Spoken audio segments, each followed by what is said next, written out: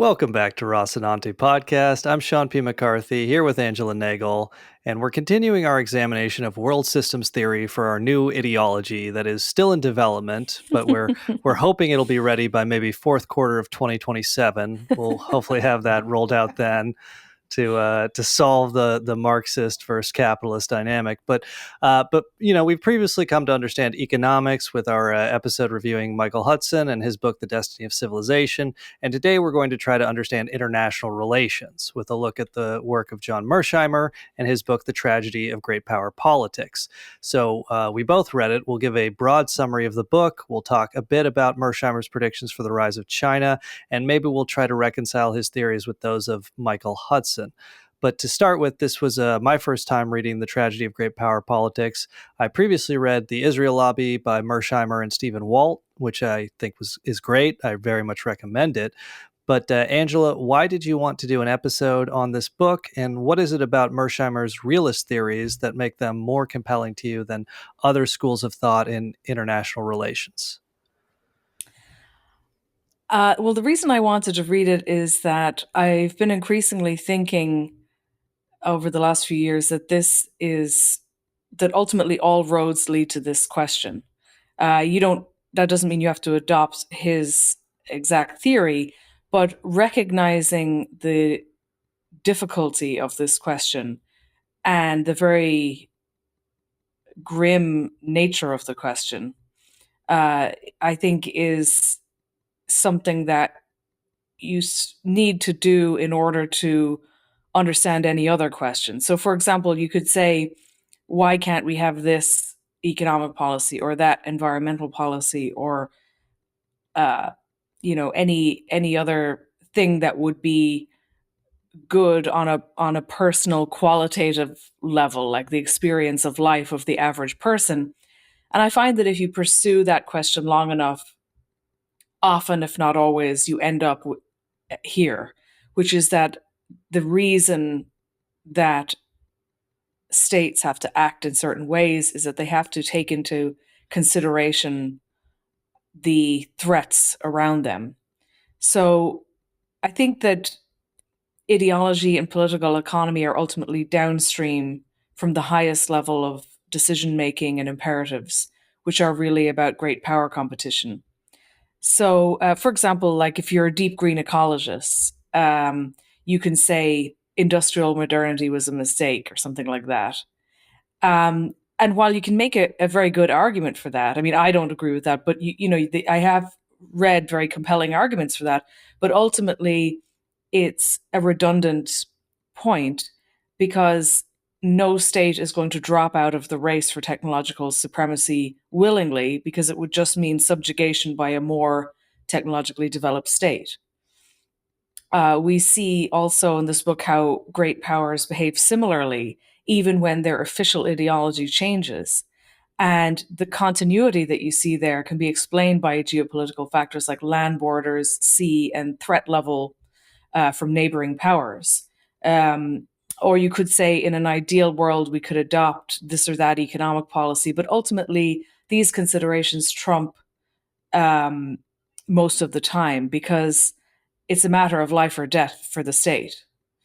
And so the people who are running the state, who have access to all of these different state capacities, have their minds on this question all the time. And it is going to take precedent, even over the lives of their own citizens or many other factors. Most of the time, there are exceptions, but most of the time, I have just found when I kind of pull a thread as to like why is this happening, I always end up here. And so I haven't read a huge amount on geopolitics, so I'm new to this, but I felt that I was attracted to his case because he makes the hardest case. Like there's nothing to make you feel better about this in the book. You know what I mean? It's all like bad news basically. And I think it's very important to read that stuff because a lot of people, especially who kind of share our political background, are maybe more temperamentally inclined toward idealism or believing that the best possible scenario is always what one should strive for. And maybe that's the case. But I still think that you have to have an answer to this question. So just think of a few episodes ago, we were talking about Candace Owens saying the Enlightenment was a mistake. Well, one of the reasons I dismissed that whole idea, um, even though there are loads of philosophers and different people who have, made that argument essentially, is that you have to you can't just drop out of this race because you will just be subjugated by a more a militarily and technologically advanced power. So that's basically the what why I wanted to look at it. I think you have to have an answer to this question. At the very least, even if you don't accept his analysis, you have to consider that a lot of the time governments are doing things which they don't explain because the explanation is too dark. Hmm. Well, let's give a kind of broad summary of his views. And I should just say the book is structured where the first half kind of lays out his theories, and then the second half traces the history of great power wars from the Napoleonic Wars, starting in 1792, up until the present, with the end of the Cold War. But generally, Mearsheimer divides the international relations scholarship into two major theories of liberalism versus realism. Both of them treat these states as principal actors in world politics, but liberalism, and again, this is a broad summary, but it's more optimistic. It's based on the belief that the internal characteristics of states vary considerably, and that there are good and bad states, such as democracy versus dictatorships, and that considerations of power matter little or less for explaining the behavior of good states. And within liberalism, he identifies three schools that kind of have a theory of how we could achieve, world utopia or world harmony. Economic interdependence, which states that if states have strong economic linkages, they are much less likely to go to war with each other. There's democratic peace theory. People might have heard the idea that democracies don't go to war with each other, so we just have to make the entire globe consist of states that are democratic, and there won't be any more war. Then there's international institutions theory, that strengthening these kind of supranational institutions can alleviate war or reduce war at least. Realism, as opposed to liberalism, is more pessimistic. It believes that the behavior of states is shaped mainly by their external environment, not their internal characteristics. Calculations about power, that's what dominates states' thinking. States compete with one another for power in a zero-sum game. And state ideology, it mostly falls outside the scope of realist theory. Relative power is the primary concern. So that's the primary difference between liberalism and realism. Is realism says, as you were saying, the ideology, the internal characteristics of these states don't matter so much as the actual system that they are forced to compete in. And then, just to kind of continue to break it down, within realism, he identifies three schools there. Human nature realism, which states that states have a lust for power that's just caused by human nature, the human desire for power and hierarchy and dominance. States want as much as they can get. They seek to maximize relative power with hegemony as their ultimate goal. There's defensive realism, where it states that it's not about any human nature lust for power. The drive for power is caused by the structure of the state system. States concentrate on maintaining the balance of power. Aggressive war is usually irrational or driven by internal political factors. And then what Mearsheimer subscribes to is called offensive realism. And it agrees with defensive realism that it's not about human nature. The drive for power of states is caused by the structure of the state system. But it disagrees with defensive realism in that it doesn't believe that the balance is kind of natural to the system. It believes that states are naturally revisionist, and that only a hegemonic power will become a status quo power. States seek to maximize their relative power with hegemony as the ultimate goal, and that will make states behave aggressively. And this is sort of the tragedy of great power politics, is that because of the structure of the system, Mearsheimer is very pessimistic that states will great powers will constantly be in security competition with each other, and this will often devolve into war. Um, so that's kind of, and I should just kind of briefly explain the security dilemma, and then you can add any other takeaways. But basically, Mearsheimer and realists generally, what they point to is that states in the world system exist in an anarchic system. There's no higher authority to appeal to. It's not like you get robbed, you can call the police. Mearsheimer often says you can't, states can't call 911. So because you are constantly in this anarchic system with no higher authority to appeal to, the issue is that states do not know each other's intentions. They can get a general sense of each other's power through measuring, military strength and wealth, but each other's intentions will always be unknown. And even if you know one leader of a state, he or she might be replaced with another leader within 5 years, or a different faction might come to power. You just really cannot know what another state is going to do, what they're aiming to do in an anarchic system. So, the best way for any individual state to ensure its security is to achieve hegemony, which would eliminate the possibility of challenge or subjugation by another power.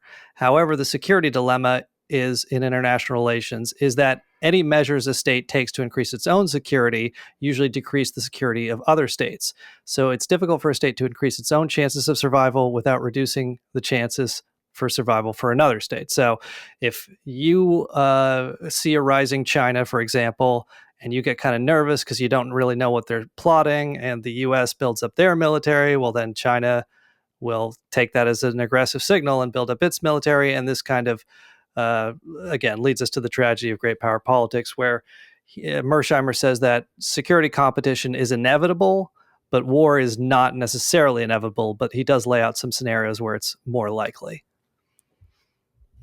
Yeah, I liked how he shows how the liberal powers are just as coldly calculating and warlike as any other, but they're good at concealing these calculations that every state has to make in kind of childish moral simplicity of good guys and bad guys, you know. And I sometimes wonder if this is becoming more apparent due to the arrival of the internet and how that's changed, how people, are just more knowledgeable. Because, like, if America's turn towards Trumpism was a way of getting ahead of this, right? Like, in the same way as the printing press meant that, spelt the end of religion, the internet sort of spells the end of very simple, childish, comforting um, ideas like that, kind of almost Santa Claus like ideas.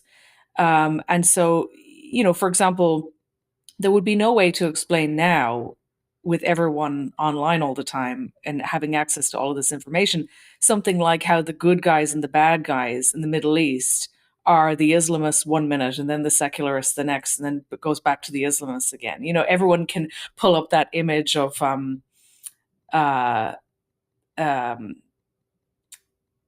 of like, oh well, let's say, when the Soviet Union were the godless bad guys in Afghanistan, and the Islamists were like the spiritual, uh, wonderful good people. And then obviously when America is in the Soviet Union's shoes, the situation gets reversed. So in other words, like, those very simplistic, uh, concealing ideologies are not really possible to sustain anymore. So sometimes I do wonder if the kind of immoral, like, self-presentation of Trumpism is a way of just adapting to that.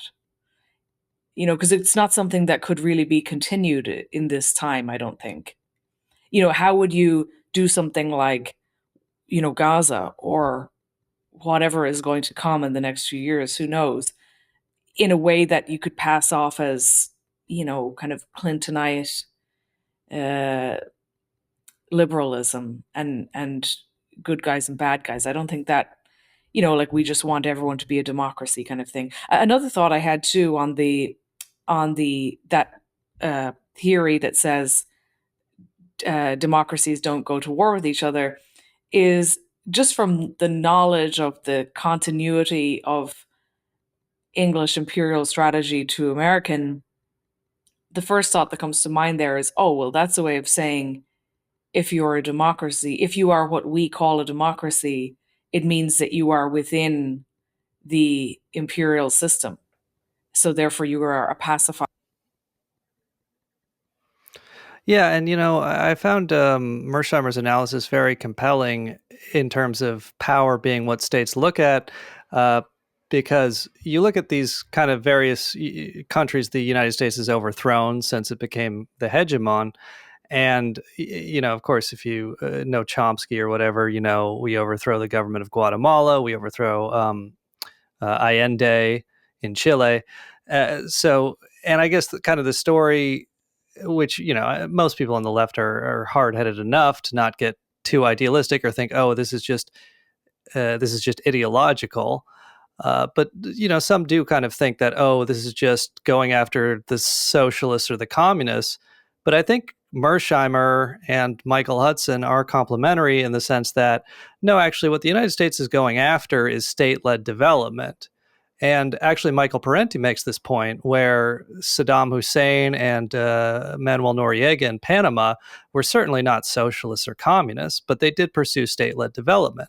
And the theories of Michael Hudson, which I subscribe to at this point, they show that state-led development will increase the power of a state.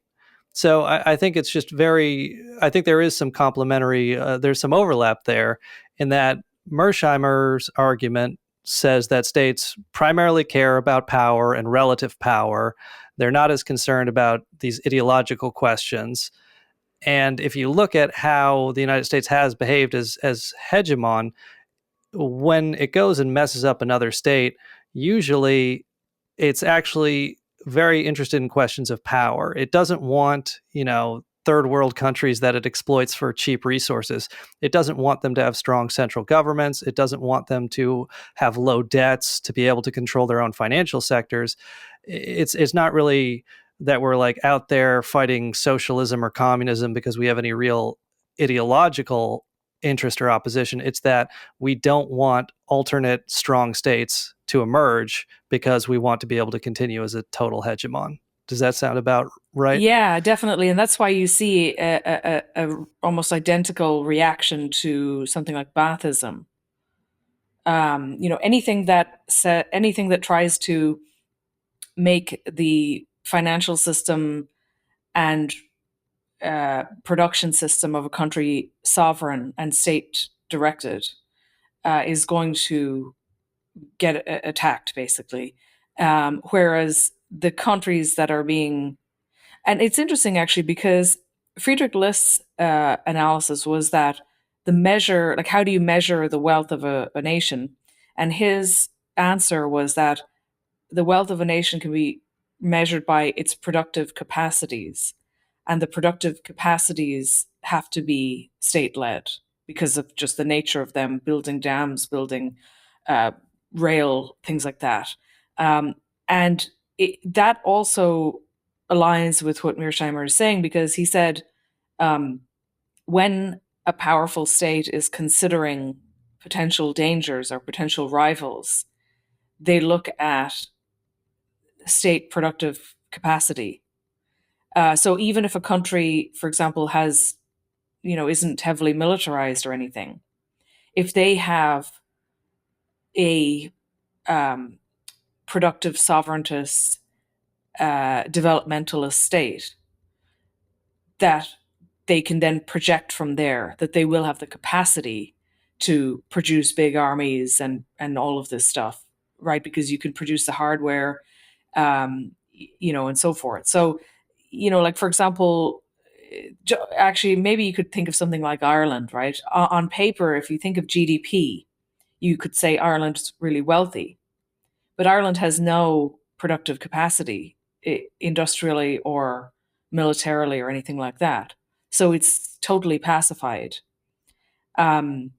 Whereas if you see even a state in very early development, even if it's not even if it doesn't have high GDP, if it's got that sovereigntist style of government, it's got state-directed development, is acting in a sovereign way in terms of its development path and currency and so on, then it is inevitable that they will be able to rise very, very quickly. And an example that he gives, and Eric Reinert gives this as well, is that the Morgenthau Plan. The whole basis of the Morgenthau Plan was just bomb all of the core development infrastructure. You don't even have to bomb the people, actually. If you just bomb the if you dismantle the core development infrastructure that was put there by the state, they won't be able to produce food. They won't be able to produce medicine. Another point that Mearsheimer makes is that Germany, before the World Wars, Germany had more advanced railroads, but France played a key role in helping to develop Russia's railroads, which I think was probably under Witte, Sergei Witte. I don't know, because I can't remember the exact dates of Witte, but I do remember that before the Bolshevik Revolution, there was a big rail project. And so France's motivation there was that if Russia had a modern rail system, it would be able to balance Germany.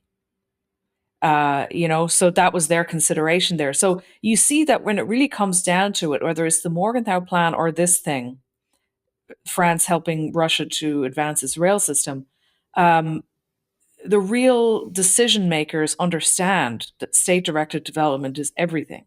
Yeah. Yeah, no, and we'll get to that.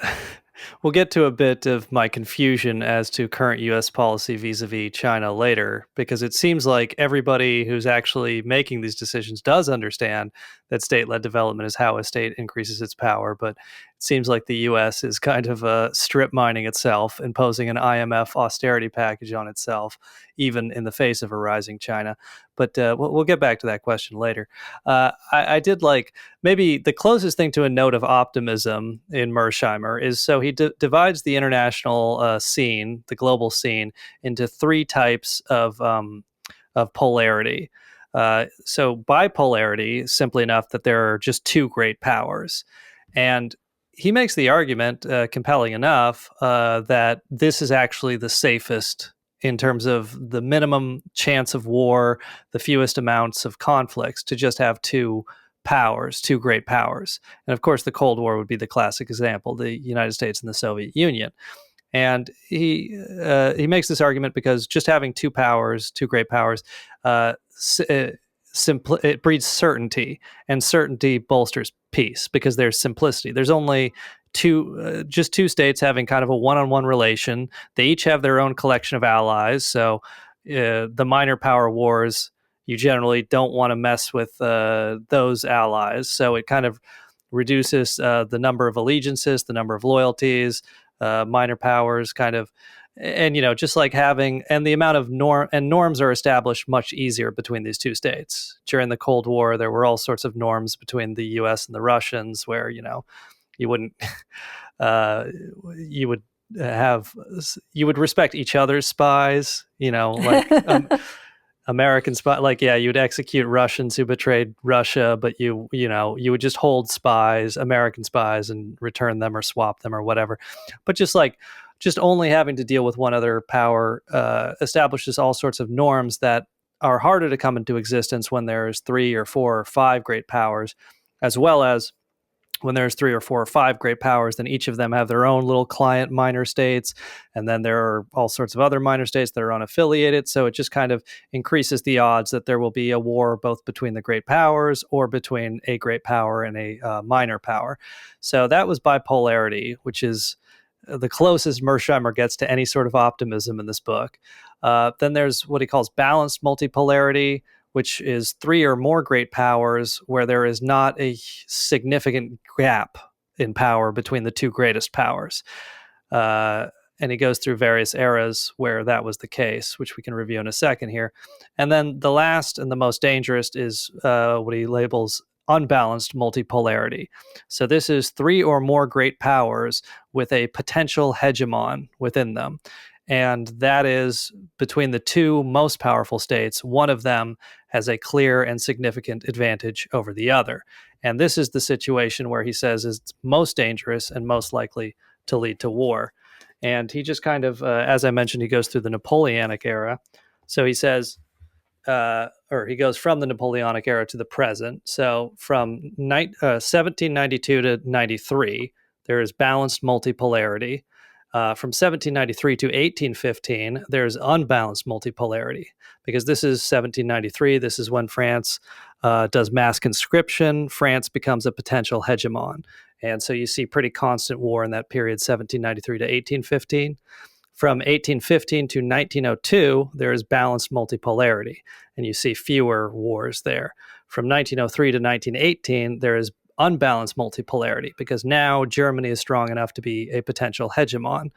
And of course, you get World War I. From 1919 to 1938, you again have balanced multipolarity, a short period of relative peace. Then, of course, from 1939 to 45, both Germany and later Japan. Germany becomes again a potential hegemon in Europe. Japan becomes a potential hegemon in Asia. World War II, and then lastly, the Cold War, 1945 to 90. You have bipolarity, which in the period he identifies is relatively the most peaceful. But yeah, in terms of any note of optimism, I mean, it just seems like if China and the U.S. can achieve some bipolarity, maybe we won't have some horrific war or security competition. But that was the closest to an uplifting note I found within this book. Well, I wonder if we were talking before about the Cold War, where the world was kind of pretty much divided in two. Hmm. If that's another sign that is likely to happen, where you've basically got the BRICS countries and then the NATO aligned countries. Yeah, Yeah. yeah, yeah. It's I guess it is interesting where something that he talks about, that Mearsheimer talks about, is that unipolarity, or he argues that that it's not possible for a state to be a global hegemon. States can only be regional hegemons. And he argues that in the period that he covers, from the Napoleonic Wars to the present, the United States is the only state that has actually become a regional hegemon. Um, he mainly argues about the stopping power of water because it's so hard to project force over bodies of water.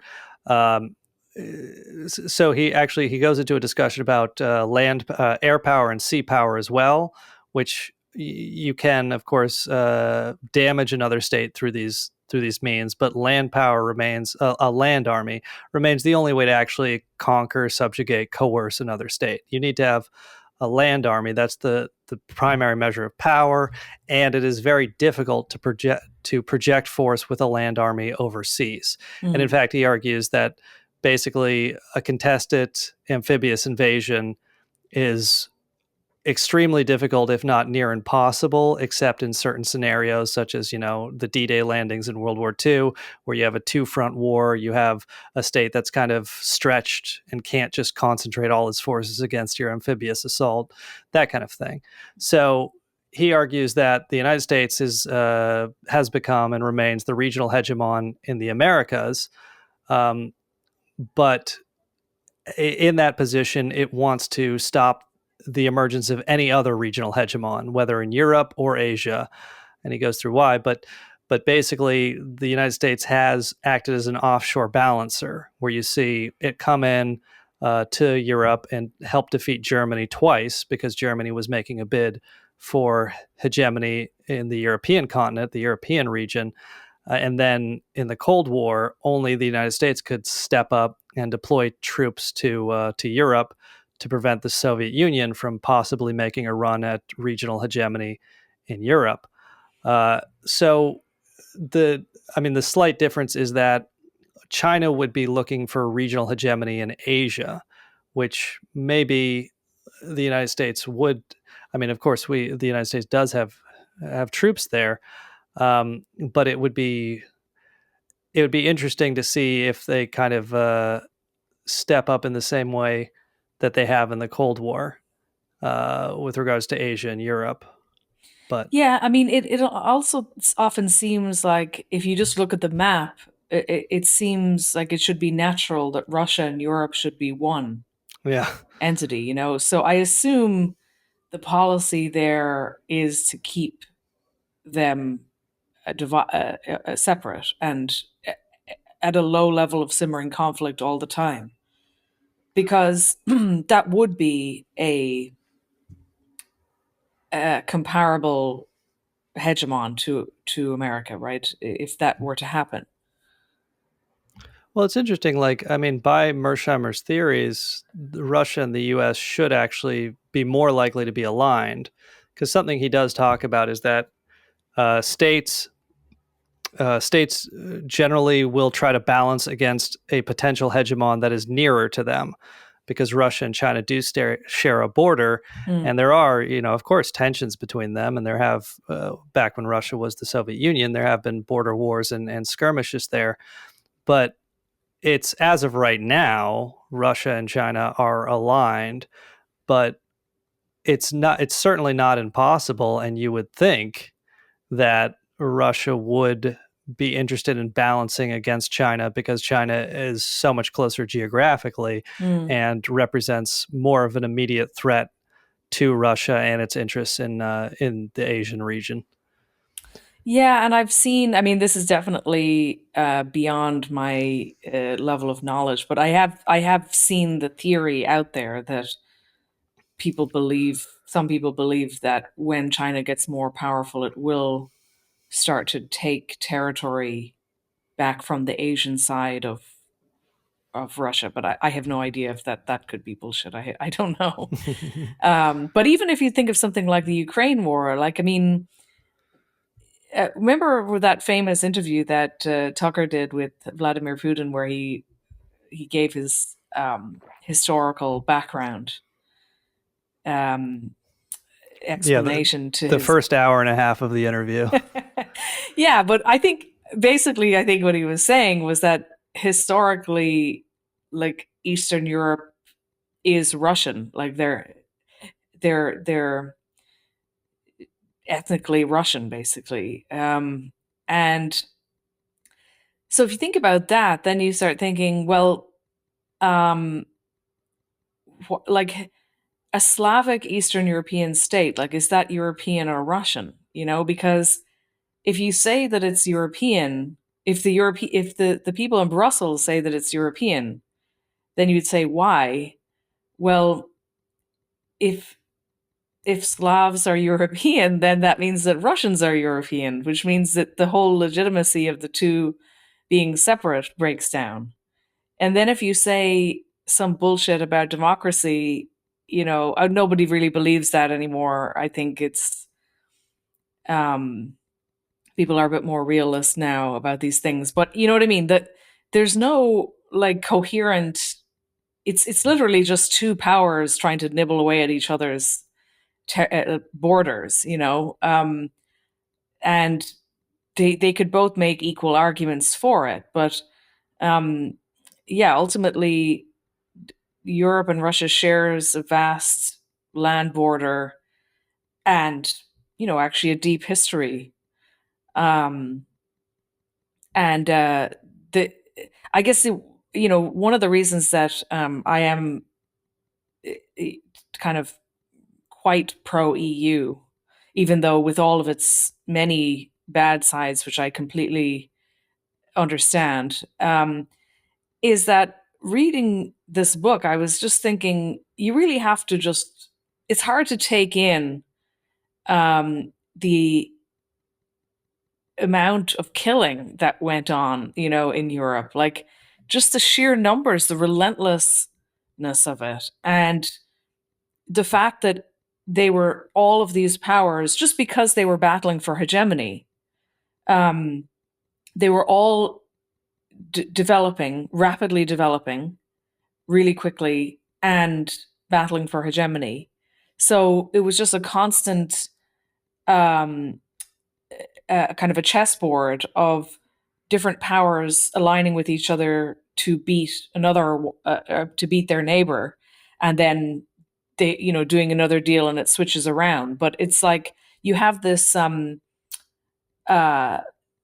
unless I think his argument basically does hold that, like, unless you have a governing body for the whole continent, you will have war, actually. Hmm. Well, and it's interesting that, I mean, Russia, the Soviet Union was certainly a potential hegemon in Europe, but Russia today is not. I mean, it's having enough trouble just fighting a war in Ukraine. It's not a serious threat to actually dominate Western Europe, but it is kind of, at least in the press, treated that way. Uh, I mean, I assume they say the same things in private they say in public, the leaders in Western Europe, but it's something where, there's I think Mearsheimer's theories are very likely to hold up over the long run, but I think you see some dissonance, at least in the short run, both in the case of just kind of how Russia is treated, who Russia is aligned with, at least at this point, and in terms of the policies that the U.S. is currently pursuing to not contain the rise of China and actually just commit suicide in front of everybody's faces. But Yeah, so that is you're saying, like, that is a flaw basically in Mearsheimer's theory here, that why would America be wrecking its own state capacity if this theory, if states naturally acted this way? yeah, and I think in the long run they will move towards Mersheimer's theory in the long run, but I think at least in the short run, probably internal ideology matters quite a bit. And he does acknowledge this. I mean, he talks about one of the more fascinating historical examples is the Soviet Union versus Russia, the in World War One and World War Two, and the stereotype in the West is that Russia or the Soviet Union beat the Nazis because they just threw so many men at them. They just had so many relentless soldiers, and they didn't care if they all got killed. And they used soldiers to just walk over minefields and clear them by killing them. They just threw body after body, and they just won through sheer volume. But what Mersheimer shows is that actually in World War One, Germany significantly outproduced Russia in terms of tanks, rifles, artillery pieces, airplanes. Whereas in World War II, the Soviet Union significantly outproduced Germany in all those same categories. And in World War One, Germany beat Russia with only 1/3 of its army on the Eastern Front. In World War II, the vast majority of the German army was on the Eastern Front. And the only real explanation for that is the Soviet system, the industrialization that was embarked on in 1928 by Joseph Stalin. Mearsheimer gives this very insightful Stalin quote where in 1931, Stalin said, and I'm paraphrasing, but he said that we are 50 to 100 years behind the great powers in terms of industrialization. We have to catch up in 10 years or we will be destroyed. So it does seem like state policy very much matters in terms of the internal state policy, in terms of power and power projection. And if everybody in the world system kind of understands that and are just thinking in terms of power and power projection, in terms of the United States strip mining itself currently, I can only explain that as occasionally state power is just wielded by people who are thieves and realize they can, get the wool over people's eyes for a little bit and steal as much as they can, and then Hmm. eventually they will be thrown out and replaced with people who are more serious about these power concerns and concerns. Yeah, I mean, the example that I think I mentioned maybe when we were talking about Hudson is that if you look at, say, the transfer of hegemonic status from Spain to England in European history, one of the explanations given is that um, um, Spain did not overthrow its aristocracy and its feudal system in a radical or revolutionary or bloody way, and um, and that basically they had this huge world empire, Spain, and this huge, incredible navy power, and all of the exploring of the new world and everything happened because of that. But because they kept the old classes, they basically just declined, and England shot ahead because they engaged in state directed development. And you know, but so okay, here's like a few of my thoughts on that. One of the Mearsheimer mentions this idea of the hypocrisy of liberal. He's really talking about Anglo-liberal kind of system and the hypocrisy of that, where you give a childish moral simplicity narrative to the citizens, to the people, and but it's always concealing what you're doing. So most states in the world are actually pretty straightforward about what they're doing. Like, China does these military parades and stuff like that. They actually want to show off their military power, whereas the Anglo liberal model is always to conceal it. And a huge part of German thinking, if you look at the German historical school, was to unveil that, because I suppose they saw England as a rival regional hegemon. So they wanted to pick away at their uh, the source of their power, which was their ability to conceal cold calculations in these grand moral narratives. And so an example would be American foreign policy would say that this person is a bad dictator and that's why we need to topple him, where it's actually because he's doing state directed development. And so part of this that List and others in the German historical school unveiled is that uh, England uh, succeeded and shot ahead precisely because it engaged in state directed development, and it did so first. But that after that stage of history, you can move on to the imperial stage, in which you advance globalization and openness and free trade and things like that. So, in other words, there are stages of development. So then you look at America in terms of that, right? America did its big infrastructural development a long time ago when it built all the continental, rail system and power and water and all these kinds of things. It did that a long time ago, so it's already ahead of a lot of the world in that sense.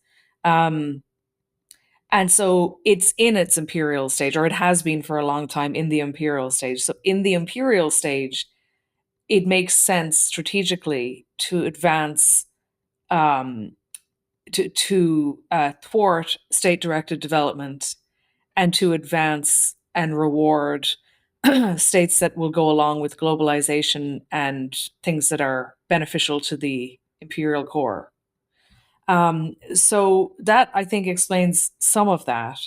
In terms of the more recent activity of the Trump administration, it's extremely difficult to theorize on it because it's just unclear what is happening a lot of the time. But in as much as we can, because it changes day to day, or the messaging changes.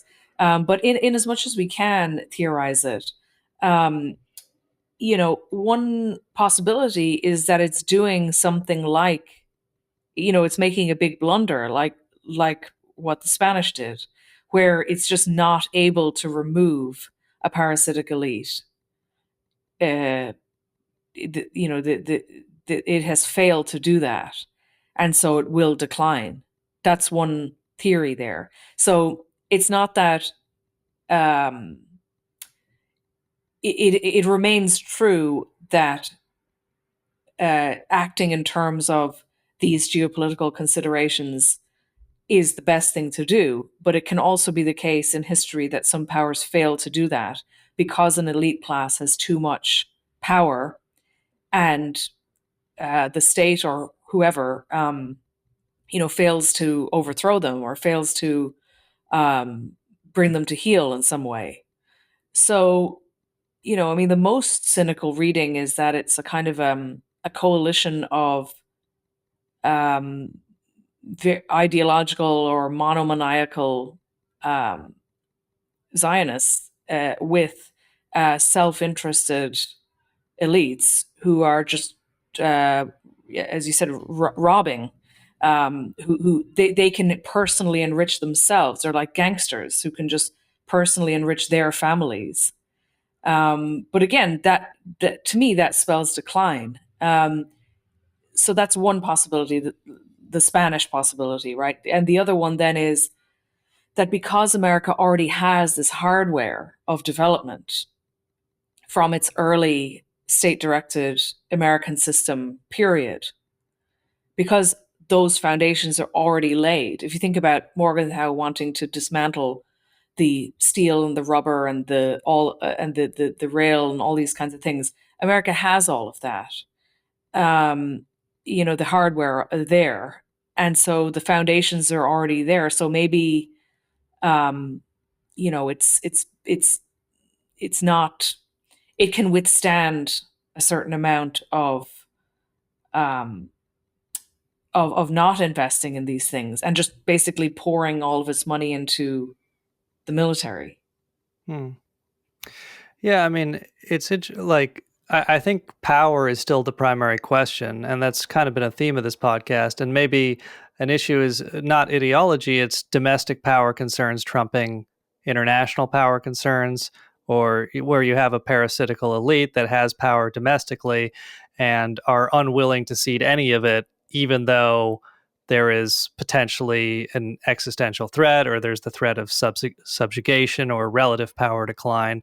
And maybe they just kind of hold on by their fingernails until eventually the US gets overtaken, or maybe they get scared enough that there's some factional break or something. But it remains to be seen. But I think both Hudson and Mearsheimer would agree that power is kind of the actual consideration here. It's not so much ideology or socialism or capitalism or what have you.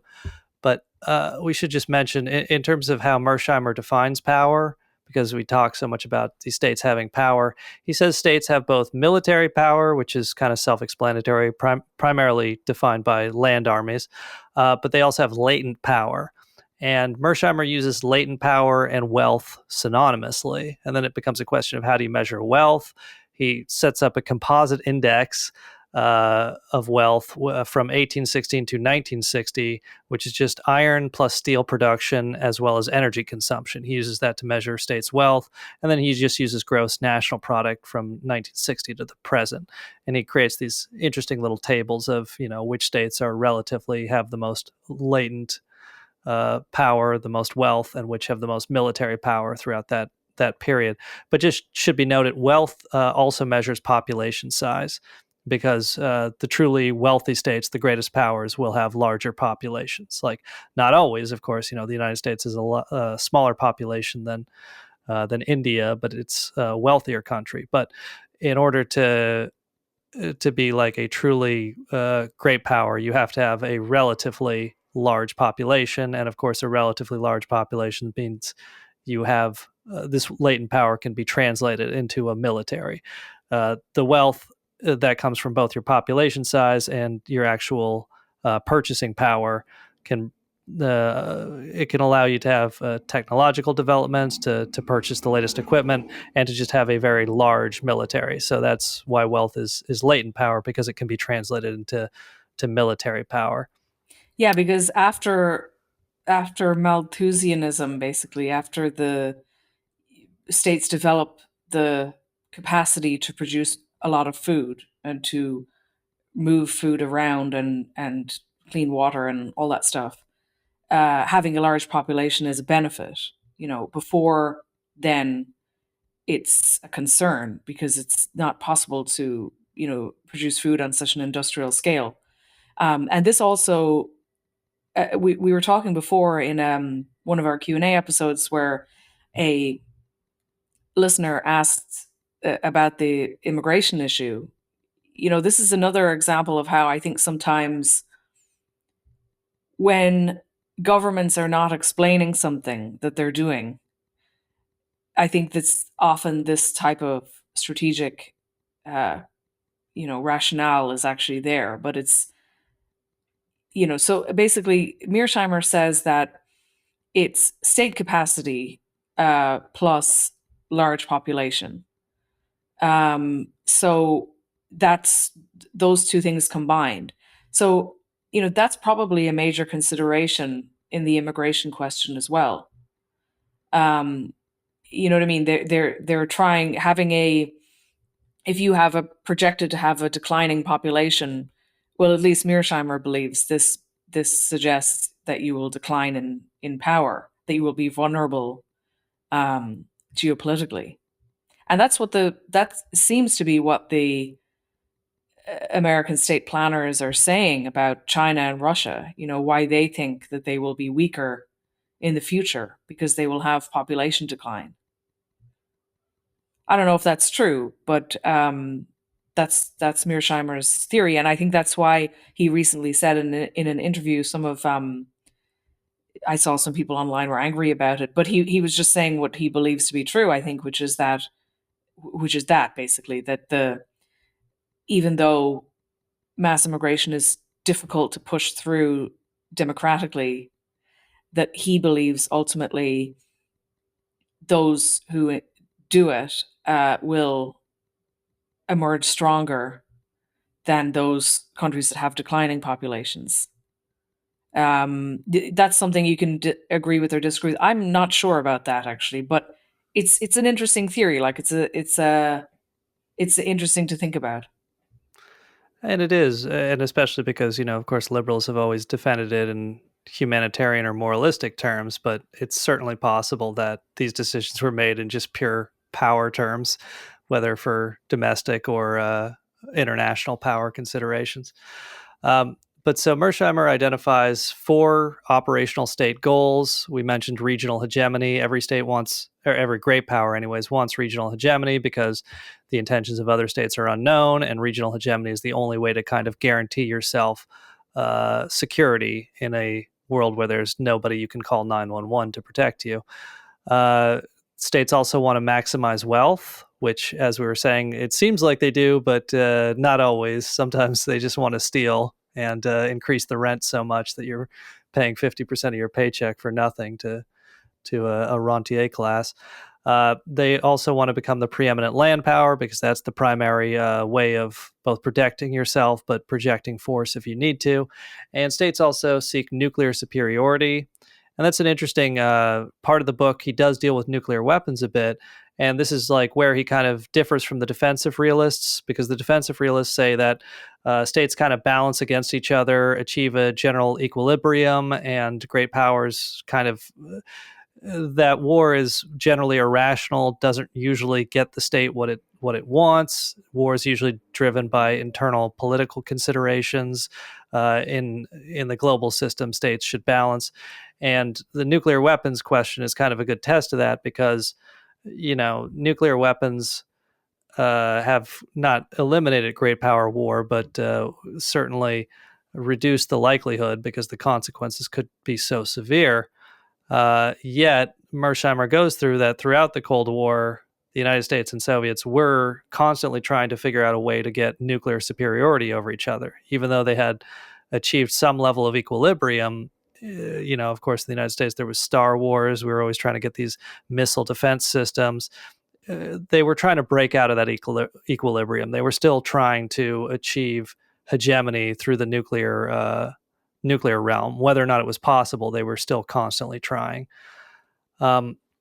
And then just like he goes through the methods that states have of defense against aggressors and potential hegemons. And then he goes through this kind of whole history and identifies when states use which method.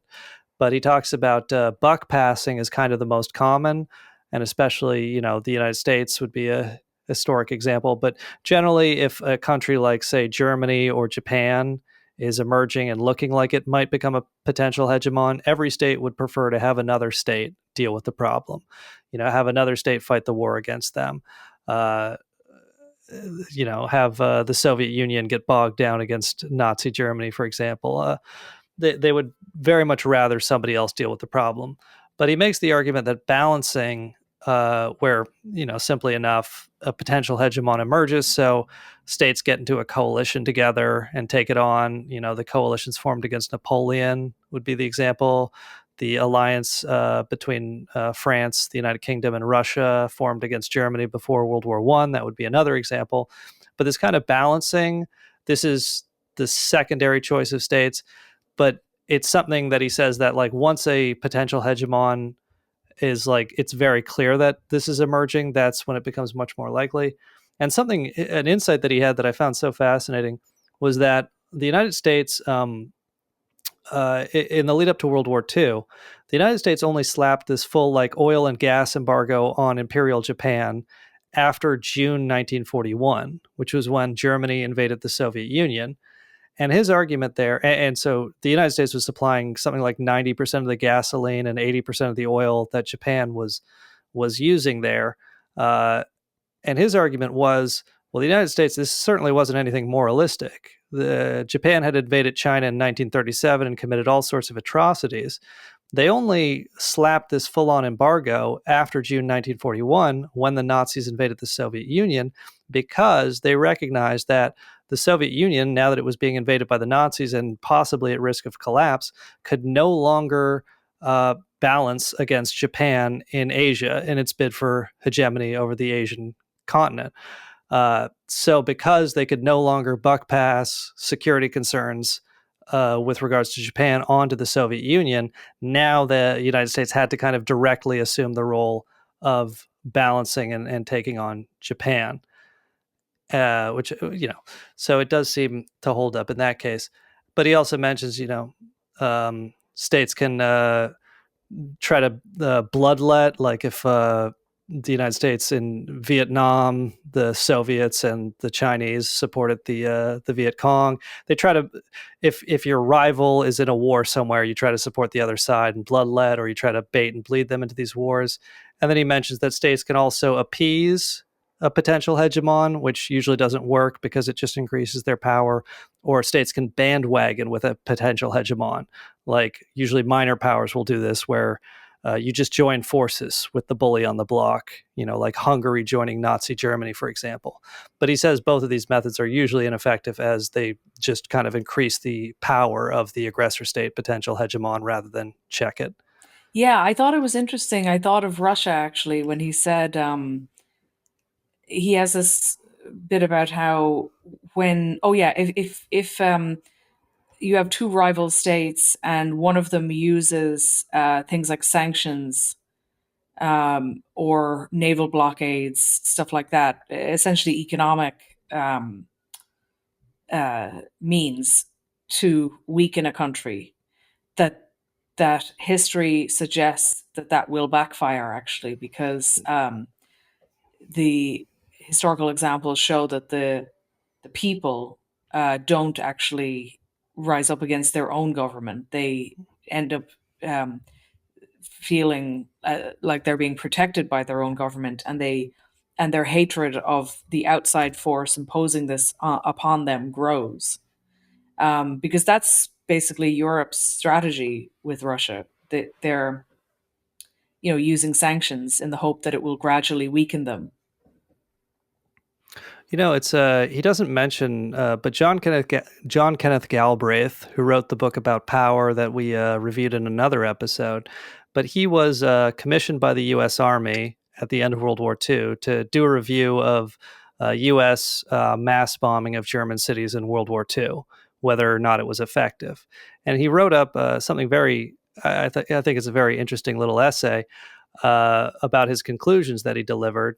And what he said and what he noticed was that American bombing, mass bombing of Hamburg, where we killed, tens of thousands of civilians and just kind of deliberately bombed civilian areas rather than focusing on industrial production. But he says that not only did it not turn the population against the government, it made them much closer to that, but the observation that he had that I thought was so interesting was it actually made the Nazi German war economy more efficient. Because what happened is, the U.S. and the U.K., they bombed Hamburg in 1943. Up until that time, the cafes were still open, the theaters were still open. You could still go to like a nice restaurant. And there would just like in the middle of this existential war for Germany, there would still be a lot of people working as waiters, a lot of people working as actors or singers, opera singers, all these kind of like luxury jobs. But what happens is the Allied bombers go in and they level the place, throw all these people out of work, and then what choice do they have? They now have to get jobs within the war industry. So it just kind of like it actually it's counterproductive, and apart from being a moralistic war crime, if you want to be a lib about it, but it's counterproductive in that it actually provides this sort of retooling towards a total war economy that you can't necessarily get through persuasion. You actually have to have an outside force impose this upon you and make the population aware of what an existential danger they are in. Yeah, and to go back to the post World War II, Morgenthau and then Marshall Plan, the Marshall Plan also is a good example of how, if you think of it, how it could have gone either of the in those two directions, right? The Morgenthau or Marshall Plan. And ultimately, the Marshall Plan meant that America could balance the Soviet Union with Germany to some extent. Like having a completely industrially decimated Germany would actually not be a good strategy for America, because then you would have the Soviet Union totally unbalanced by any other power. And Mearsheimer gives these examples like Uncle Joe, right? The way that basically the official good guy, bad guy kind of ideology of the state can just completely switch. So, we could see, like, for example, if the European Union, like, this is just a very unlikely scenario, okay? But let's just imagine if the European Union were to develop some very sovereigntist federal state that said, we're going to kick NATO out, we can go it alone, and we're going to be one super state, just like America, United States of Europe, with, turbocharged state-directed development, a whole continental system as, Napoleon imagined, but bigger. And we're going to be aggressive. If they did something like that, America would obviously have to switch and align with Russia in order to stop that hegemon emerging. So that's just hypothetical, but they would do that. You know what I mean? Like, we know from history that they would do that. And so it just shows how and this is why I was saying earlier that I feel like maybe I'm giving them too much credit, but I feel almost like the strange way in which the American government has totally abandoned all of this liberal rationale and is just saying, we're going to change it to the War Department, or, you know what I mean, from whatever it was before, defense or something, to war. And we're going to be totally blatantly warlike. I wonder, that's why I think maybe they have some intel or knowledge that tells them that the days of this this kind of Santa Claus fantasy are over, and basically, they will need to switch around allegiances all over the place, and keeping up this kind of fantasy narrative of the good guys and bad guys is just going to be too difficult. Like doing the Uncle Joe thing, right, where Stalin briefly became friend and good guy. That was maybe possible in like the days of like tightly controlled radio, newspaper, television, or radio, newspaper. But Well, Angela, yeah. for some of us, he's always remained friend and good guy. But it does show, like, you could totally see, or if you think of the other example I gave, Afghanistan, the fact that people can just Google these things and immediately pull up, the total reversal, the moral reversal, in an instant, just makes that impossible.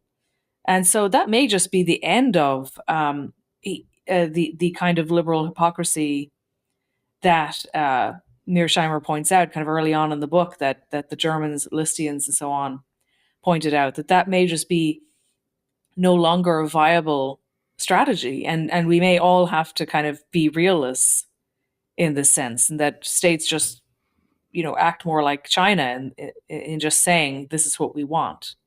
Hmm. Well, that is a good segue. For the time we have left, I do just want to talk a bit about his Mearsheimer's predictions regarding China, because he originally wrote this book in 2000. In 2012, he republished it with an additional chapter at the end called "Can China Rise Peacefully?" Which between 2000 and 2012, China had gotten quite a bit more powerful. Today, in 2025, China is again quite a bit more powerful than it was in 2012, but the chapter still seems prescient. But Mearsheimer is occasionally called a China hawk because essentially he believes that China's rise cannot occur peacefully, or it's extremely unlikely that it will occur peacefully. And we should just kind of review briefly here. He has a chapter about the causes of war between great powers, and he underlines that anarchy, the having nobody to call 911 to if you were a state, that's constant in the system, but the distribution of power among states is not, and so that's kind of the variable here. That's why he talks about balanced versus unbalanced multipolarity, and how these unbalanced situations are where you are more likely to see war when a potential hegemon is emerging. In this case, China and Asia. Uh, so he makes the argument that China has a vested interest in creating security problems in the Western Hemisphere to limit U.S. military freedom in other regions. If say, the government of Mexico turns hostile against the United States, that would be it would be an immediate concern for the United States that would give them less freedom, less resources to meddle in China's internal affairs or interfere with whatever they're doing in Asia or elsewhere. And again, I should just emphasize here, he says that security competition is endemic, but war is not. So when he says that China, it's extremely unlikely that it will rise peacefully, he doesn't necessarily mean that World War III with China and the United States is extremely likely. He more just means that there will be this kind of series of security conflicts, competitions, proxy wars, various governments being overthrown that are allied with China or the United States, perhaps territorial expansion of China within its kind of territorial disputes, but not necessarily, hopefully, not a full blown war, just that it's not going to be this kind of peaceful, harmonious economic interdependence theory that liberals push for. Um, but he identifies China has 6 outstanding territorial disputes. Taiwan, of course, is the biggest. China claims Taiwan, but as the listeners might be aware, they also have a border dispute with India and the Himalayas. They also have border disputes with Bhutan and Nepal, also over the Himalayan border. There's the Senkaku Islands with Japan, which the Chinese call it one thing, the Japanese call it another. And I'm sorry, I forget if the Senkaku is what I think that's what the Japanese call it. So apologies to any Chinese listeners. Did not mean to offend here. And then, of course, the South China Sea and the East China Sea. And China has expressed its belief that the South China Sea, this whole waterway, belongs to China, and this kind of puts them in conflict with the Philippines, among others, as well as the U.S. Navy. And he also shows what's called the first and second island chains. And the idea is that a militarily dominant China might try to push the United States entirely out of the South China Sea, out of the first island chain, maybe all the way back to the second island chain, maybe even out of the second island chain, but just kind of more and more expand the zone of where it claims sovereignty and naval power, and eventually try to achieve full hegemony over Asia. Not necessarily that it would go and conquer India or anything, but just that it would project so much military power within the Asian region that no state could conceivably stand up to it. And of course, when he says that the United States became the regional hegemon in the Americas, it was totally unnecessary for the United States to go down and physically annex Brazil or whatever. They just had to gain enough territory so that they could ensure their own power and make sure that no other state that could challenge the United States would ever emerge on the American continent. And so generally China, these six border disputes, they might take a little bit of territory here and there, but they're not going to, conquer and annex everybody. It's more just they're going to make sure that no state that could conceivably challenge them in terms of military power will emerge on the Asian continent, and that the governments there will, to the extent possible, either be friendly or coerced, subservient, afraid of them, whatever it sort of takes. Uh, and just generally, like, because the United States is a regional hegemon, and because it has in the past uh, intervened to stop Japan from becoming the regional hegemon in Asia, intervened twice to stop Germany in Europe, the Soviet Union also in Europe. We're already seeing the United States working to stop China from becoming a regional hegemon. And, like, Mearsheimer argues that the US's best option is containment, basically what it did against the USSR, to say, these are kind of the boundaries. We each have our own sphere of influence. You don't mess in our backyard, we won't mess in your backyard, and just kind of like draw it off. But he says rollback will be utilized as well, where we mentioned some of the Soviet aligned governments. I mean, Cuba, of course, the United States tried to overthrow Castro, dozens of times. Uh, Rollback, where you try to overthrow governments that are aligned with China, will probably occur. And what I thought was interesting is he mentioned, the United States promoting separatism in Tibet and Xinjiang, the Uyghur separatism there. And I think it's of course officially denied by the U.S. government, but I do think the U.S. government has been promoting, funding, supporting Islamic terrorism within China, and there were some terrorist attacks, which is what brought about the entire Uyghur crackdown that you hear so much about. Is that there were a series of terrorist attacks of mass stabbings and shootings and bombings and these sorts of things that killed several dozens of Chinese civilians. But I thought the So Islamists were the bad guys. no, Aren't we trying to stop the bad guys? that was last week. It goes back and forth. But I think it's like clear that the United States is already, in terms of just Tibet and these Islamic separatists, they are trying to mess with China to weaken its hold on its territories, to promote separatism, to promote governments that are hostile to China. So I think that's already taking place, and it's just a question of, I think it will only intensify as China gets more powerful. So I generally do tend to agree with his pessimism, but I guess my hope is, when he talks about containment being the best option, I think hopefully there will be a bipolarity world situation that will promote some peace and stability, or there will be, this sort of spheres of influence containment strategy that at least kept us out of war, or kept us out of great power war during the Cold War.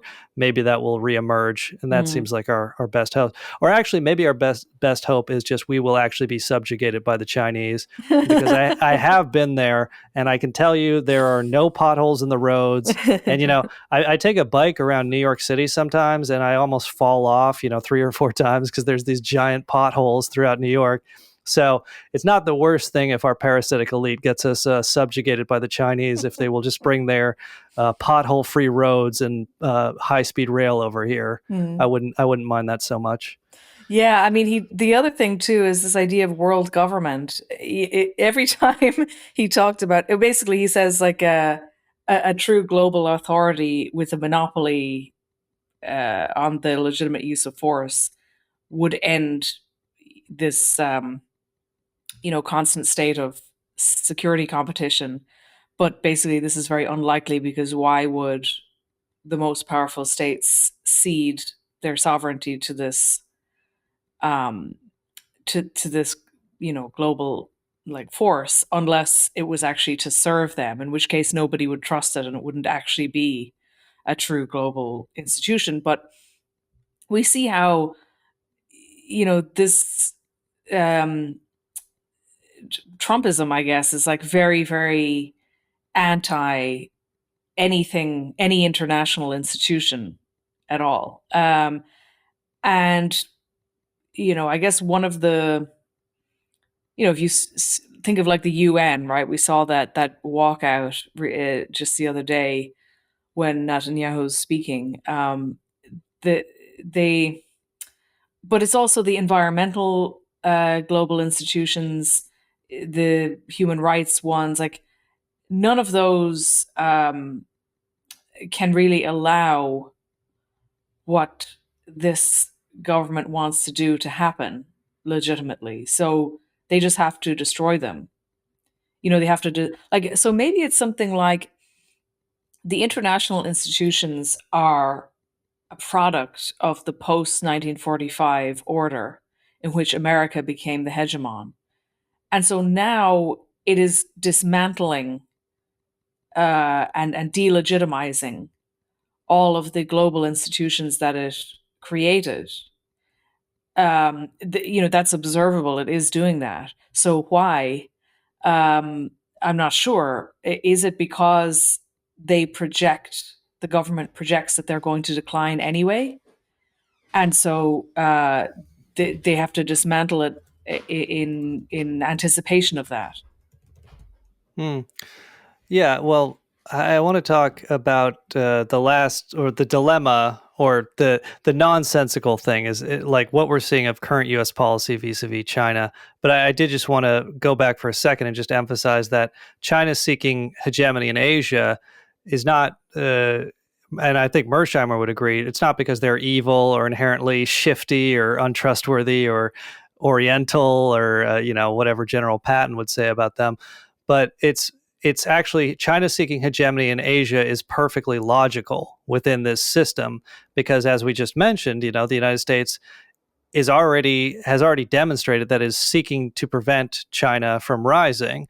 So the only logical way for China to ensure its own security would be to become the regional hegemon within Asia. So it's just kind of, again, the actual thesis, the tragedy of great power politics is the logical course of action for China is to pursue regional hegemony so that it can protect itself from the United States, the existing regional hegemon, which will prevent that because of which will try to prevent that because of the security dilemma. But so the last thing for me is just what's been bothering me is just particularly the Trump administration. Maybe you could argue the Biden policy was a little more coherent here, but of course the United States will try to sabotage China, will try to stop the rise of China, and we've seen that a bit. But the Trump policy, and I was making this point online today, Trump has started a trade war with China, and now U.S. Soybean farmers are freaking out because China won't buy the soybeans. Billions of dollars of soybeans are just sitting unsold because Trump, started this trade war with them. But Trump started a trade war with China at the same time that he gutted the U.S. federal government, which is the only thing that could manage the pain of that trade war. The U.S. federal government through, whether it's redistribution, whether it's industrial policy, infrastructure building to kind of offset the jobs lost, et cetera, et cetera, et cetera. It's only the U.S. federal government that can, manage a security competition with China. And you're starting this direct competition, but you're actually gutting your only advantage, your only kind of hope of winning it. Or, I mean, Trump, depending on the estimate, has maybe cut research and development funding in half. Medical funding has also been cut significantly. So it's just something where it doesn't make sense to me where people understand that latent power, wealth, is one of the two measures along with military power. Yet the United States is cutting its own latent power. It seems to be inducing a recession. Seems to be going into a recession that is entirely caused by domestic policies here, and I don't know how to conceptualize it except for, yeah, there's a parasitical elite and they're just trying to steal as much as they can. And maybe they'll get swept out, but maybe they're just so entrenched and powerful that the United States will continue to decline and we will, as you were saying, be sort of a Spain to China's emerging England. Mm. Yeah, I think that's that's possible, unless they have a brilliant scheme that we're just not aware of. Well, Like he is. a brilliant plan that's too complicated to conceive. Yeah, we can't even see the 12D chessboard, Angela.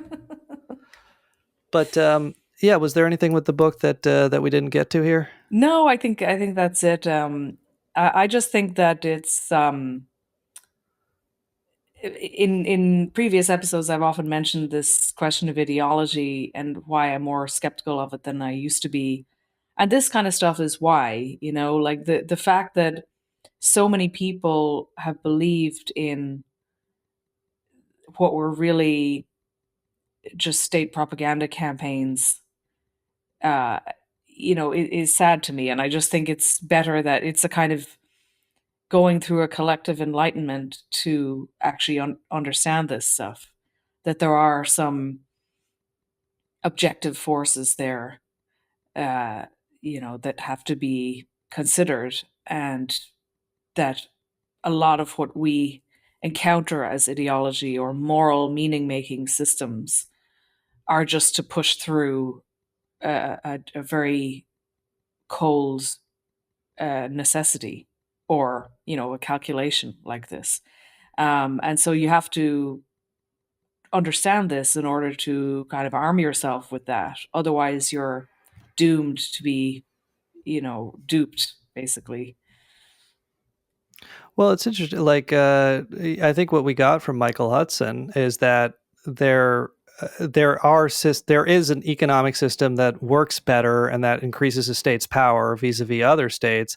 But his whole argument is that the ideology of modern economics, modern neoclassical economics, is to disguise that, to say that these parasitical forces in society are actually productive, these rent seekers and such. And so, I mean, if ideology matters at all, it's more just as kind of a smokescreen to allow a parasitical class to steal and rob and kind of redirect in terms of the actual forces of power. And we'll see how long they can get away with that. But yeah, it more just seems like kind of a smokescreen to allow thievery and robbery by a class that does not contribute anything. And it's just like, it's interesting. I very much agree with most of Mearsheimer's analysis, but like kind of again and again, and he does acknowledge that internal state policies, such as revolutionary France having a merit-based officer corps or doing mass conscription, or Soviet Stalin's industrialization, these are internal state policies that greatly improved state power. So if states are just seeking to maximize power, you would expect them to always do this. But it seems like if ideology has any sort of role, it's one class within a state propagating an ideology to kind of disguise what actually works and Mm. weaken the state. Yeah, and then yeah, right. And so it's a question of, are the people who have control of the state and its ideology making apparatus self-interested or nationally interested, like, are they solely focused on, and this is actually why oftentimes uh states with egalitarian, like, official ideologies, have emerged as very powerful in the world. Post-revolutionary France, the Soviet Union, America itself, its official ideology is egalitarian. And I often think one of the reasons why there is a connection between this egalitarianism and power is that it provides a moral justification for ensuring that parasitic elites don't take over, because they will actually kill the state ultimately. They'll kill the state and the nation, because they're not steering the ship in a way that is rational for statecraft. They're because they have divided loyalties in terms of personal interests. Hmm. Well, I think this has been a very interesting discussion. I think we've solved international relations. So, One book at a time. So, geography, maybe physics next. Well, piece by piece, we'll have an ideology ready to go by 2027. But listeners, if you have if you think there is a compelling counter argument to Mearsheimer, we'd love to hear it. So please sound off in the comments. Please give your thoughts about international relations more generally, and other things, other subjects we might want to look at to kind of fill out our future ideology. If you enjoyed this discussion, you can also become a premium subscriber to get access to our premium locked paywalled episodes. You can do so either at patreon.com/Rocinantepod, ROCINANTEPOD, or you can do it at angelanagel.substack.com to also get access to her great writing. I will maybe set up the same thing on my own Substack in a month or two. But if you're interested in the Charlie Kirk assassination, the previous episode we did talked a bit about that. I did write a piece on my Substack there, a free piece, seanpmccarthy.substack.com, making my argument for why I do believe that there was some sort of conspiracy, not necessarily Israel. That might be an oversimplification, but I do believe the FBI, the local FBI there, is engaged in a cover up and something fishy is going on. And I have my arguments over on the Substack, so feel free to disagree if you do. Would love to hear your feedback. But we want to thank you for listening and supporting the podcast, and we'll see you next time. Bye-bye. Bye.